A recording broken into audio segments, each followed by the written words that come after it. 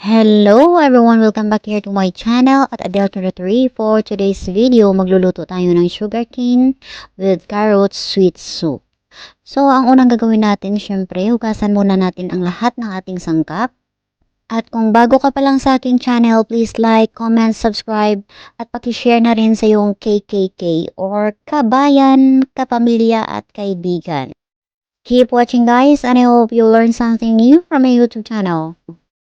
Ang unang gagawin natin ay hugasan lahat ng ating mga sangkap.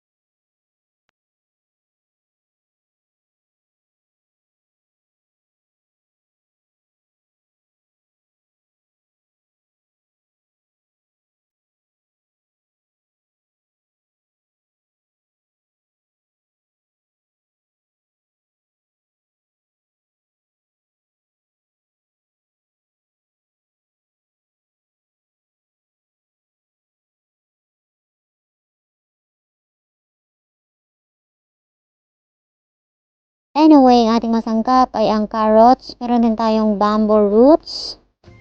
And then, syempre, wag natin kalimutan ang ating sugarcane. Ang unang gagawin natin sa sugarcane ay balatan lang natin ng maayos. And then, ikakat lang natin into strips, maliliit. And then, meron tayong rock sugar.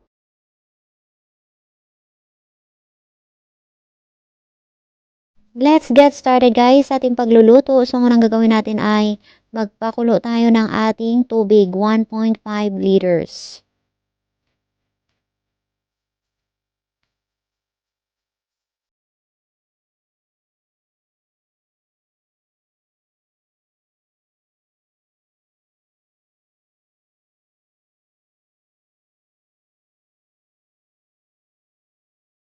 Nagpakulo muna tayo ng tubig sa ating heater bago ito ilipat sa ating pot para mabilis itong kumulo. Yan ang simple tips ko at saka makasave tayo ng time. So now, ilalagay na natin ang ating sugarcane. Isabay na rin natin ang ating rock sugar. At syempre, huwag natin kalimutan ang ating bamboo roots, yung maliliit. Ayan, ang pinakalas natin na sangkap ay ang carrots.